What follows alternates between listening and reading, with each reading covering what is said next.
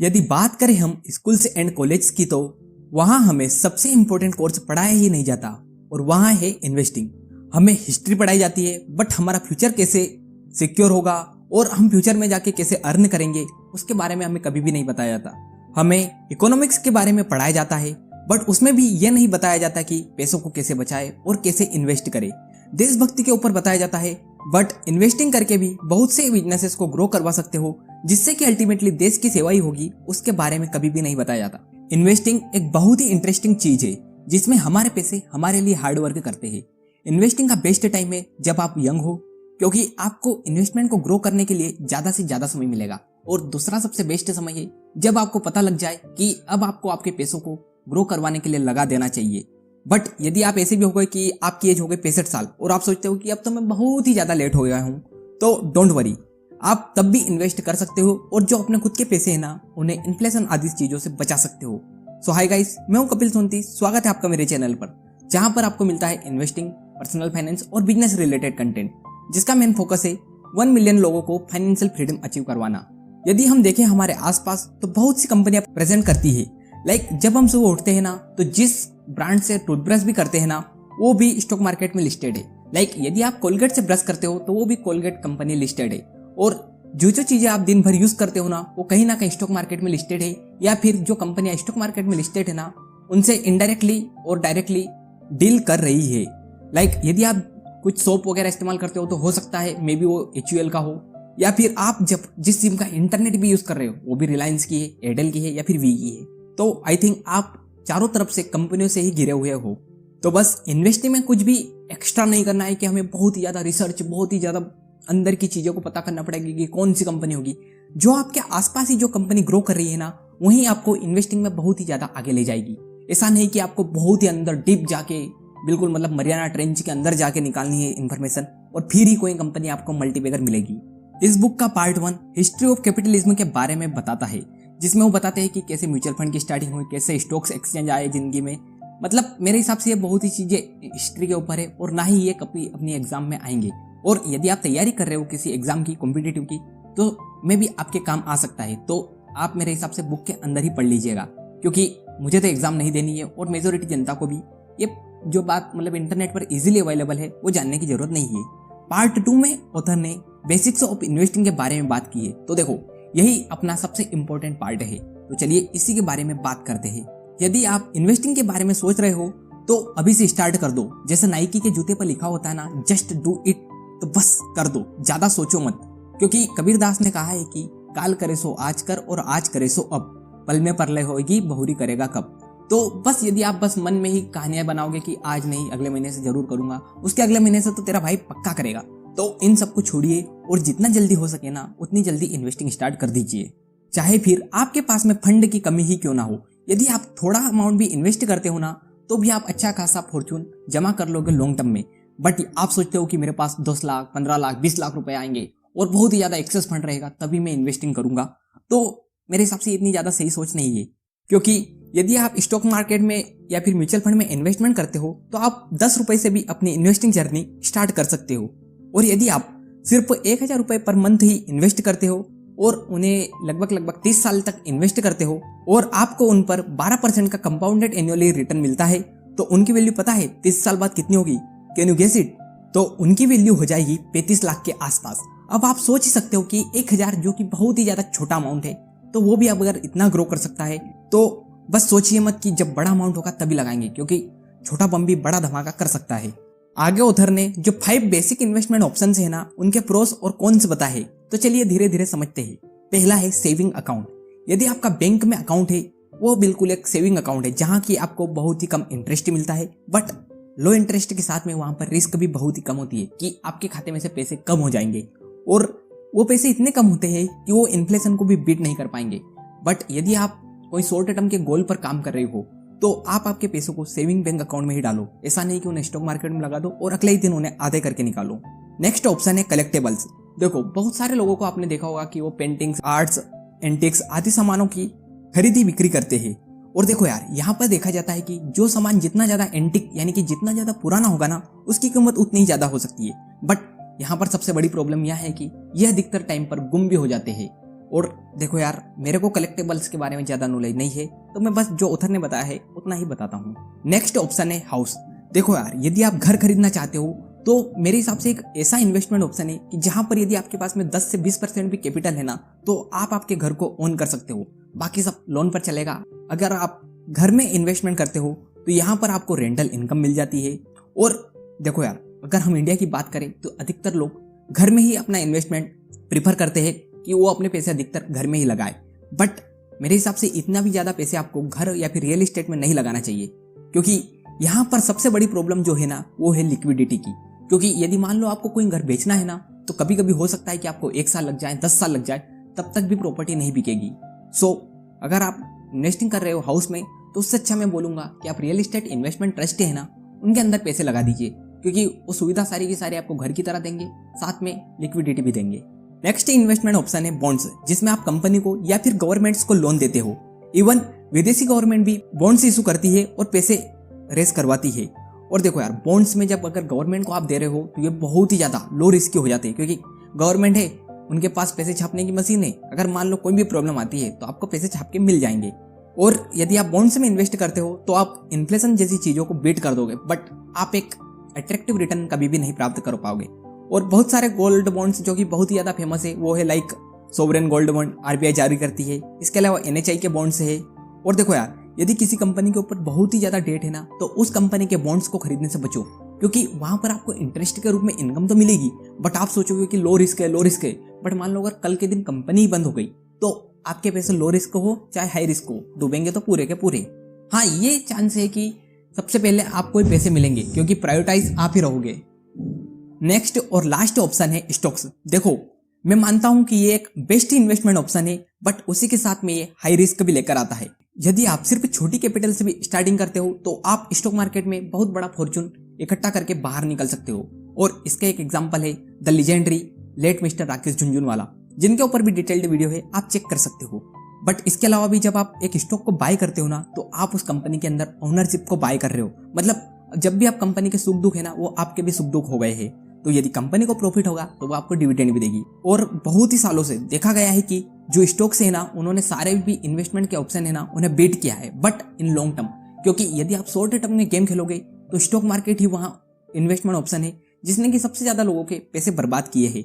तो अभी आपके ऊपर है कि आपको लॉन्ग टर्म में करोड़पति से करोड़पति बनना है या फिर शॉर्ट टर्म में करोड़पति से रोड़पति। तो देखो यार, इन सब चीजों का एक ही कंक्लूजन निकल कर आता है कि आपको पैसे स्टॉक्स में लगाने हैं, और वो भी लॉन्ग टर्म के लिए। यदि आपको स्टॉक मार्केट में कुछ भी नहीं पता, लाइक आप बिल्कुल नए हो, आप स्टॉक्स से बहुत ही ज्यादा डरते हो, आपको ये भी नहीं पता कि स्टॉक क्या होता है, तो मैंने एक डिटेल्ड वीडियो बनाया है। बट यदि आप फिर भी इन्वेस्टमेंट की जर्नी स्टार्ट कर रहे हो, तो यहाँ पर सबसे बेस्ट इन्वेस्टमेंट है कि आप म्यूचुअल फंड के थ्रू जाइए। जहाँ पर आप, यदि आपको म्यूचुअल फंड में भी समझ में नहीं आ रहा कि मैं फ्लेक्सी कैप के साथ में जाऊँ, सेक्टोरियल के साथ में जाऊँ, किसके साथ जाऊँ, तो मैं सीधी सी बात बोलूँगा, आप इंडेक्स फंड के साथ में जाइए, जहाँ की बहुत ही कम रिस्क होती है और साथ ही अट्रैक्टिव रिटर्न मिलते हैं लॉन्ग टर्म में। और देखो यार, मैं आपको बता देता हूँ, म्यूचुअल फंड में आपके बिहाफ पर एक प्रोफेशनल आदमी आपके पैसों को मैनेज करता है। तो देखो यार, अगर कोई प्रोफेशनल बंदा मैनेज करेगा तो वो उसके चार्जेस लेगा।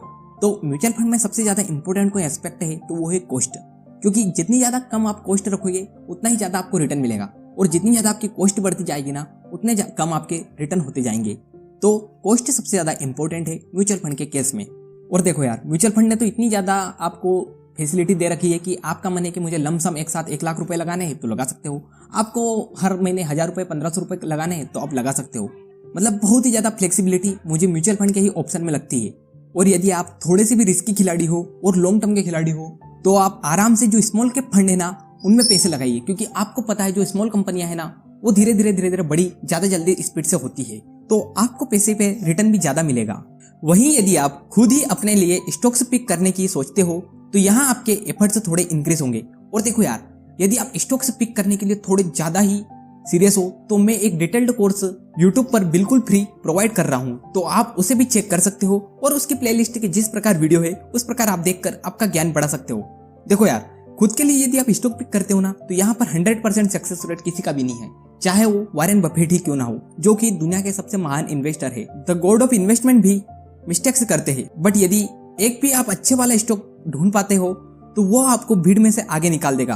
और यदि आप आपकी इन्वेस्टमेंट की जर्नी स्टार्ट कर रहे हो तो पहले उन कंपनियों की रिसर्च करो जिन्हें आप day to day daily life में यूज करते हो।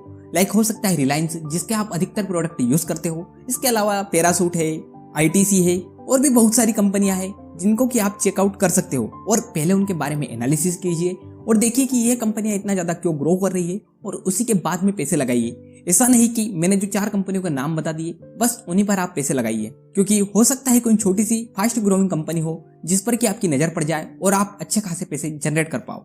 और देखो यार, यदि आपको स्टॉक्स में ट्रेडिंग या फिर इन्वेस्टिंग करनी है तो आपको उसके लिए लगेगा डीमैट अकाउंट, जिसको कि आप अपस्टॉक्स के साथ में बिल्कुल फ्री में खुलवा सकते हो। बस डिस्क्रिप्शन में जाना है और लिंक पर क्लिक करना है, और बस सिंपली यदि अब आपके पास में आधार कार्ड, पैन कार्ड और बैंक स्टेटमेंट है तो आपका डीमैट अकाउंट ओपन हो जाएगा।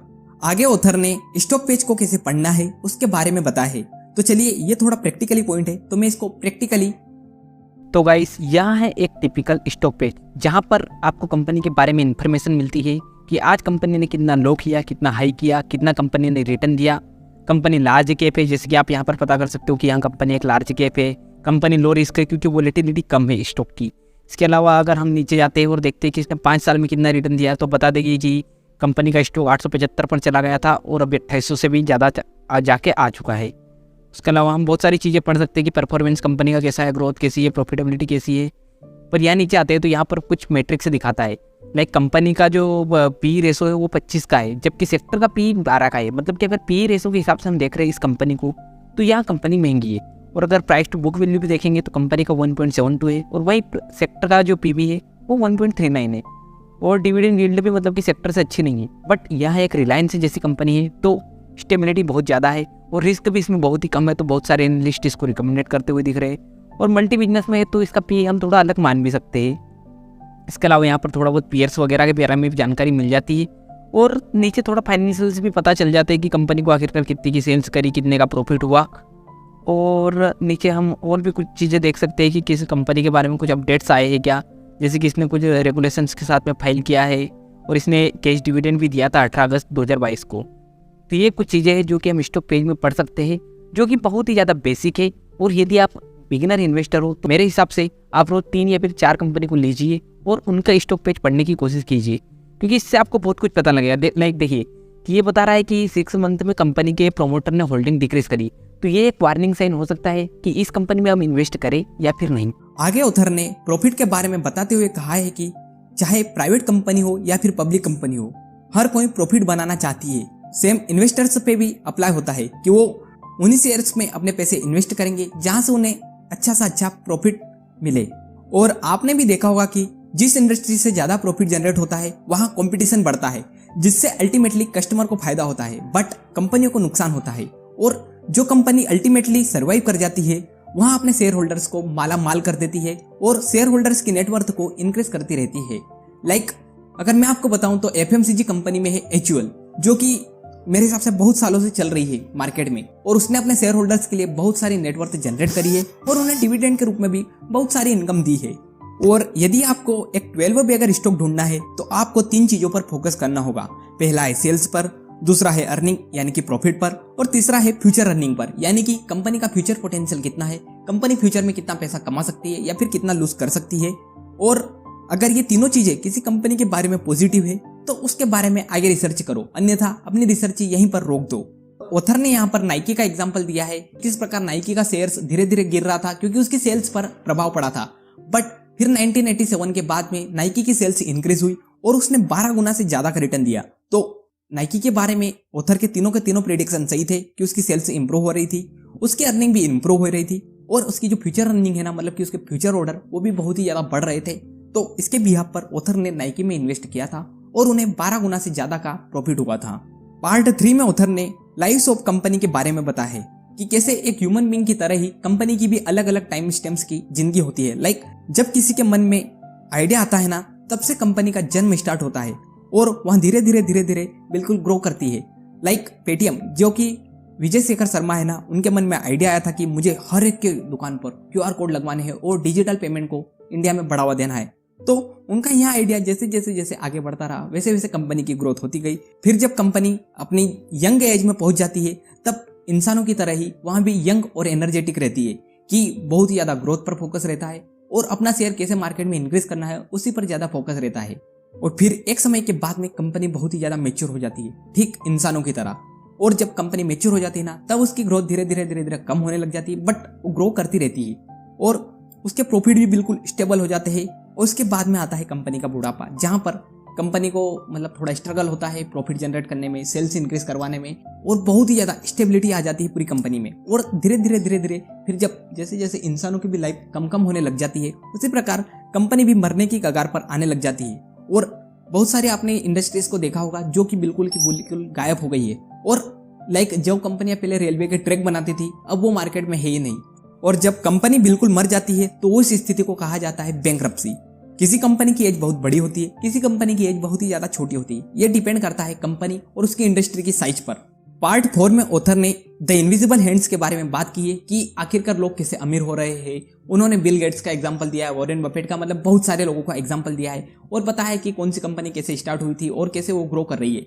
यदि आप उनके ऊपर डिटेल्ड वीडियो देखना चाहते हो तो मैं बना दूंगा, कोई प्रॉब्लम नहीं है। बट मेरे हिसाब से वो यदि आप बुक में पढ़ोगे तो आपको ज्यादा क्लैरिटी मिलेगी।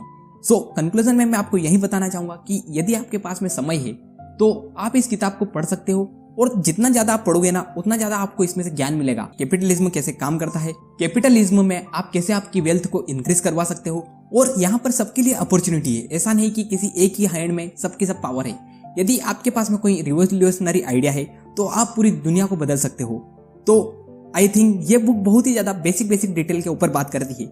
यदि आपको इसकी पीडीएफ चाहिए बिल्कुल फ्री में तो मैं लिंक डिस्क्रिप्शन में प्रोवाइड कर दूंगा, तो आप वहां से यह बुक बिल्कुल फ्रीली डिजिटल रूप में पढ़ सकते हो। सो गाइस, ये वीडियो यहीं पर एंड होता है। अगर आपको ये वीडियो पसंद आता है तो वीडियो को लाइक करना, चैनल को सब्सक्राइब करना, और साथ ही आप कमेंट कर सकते हो कि नेक्स्ट वीडियो किस टॉपिक पर बनाऊं या किस बुक की समरी पर बनाऊं। So guys, thanks for giving your valuable time.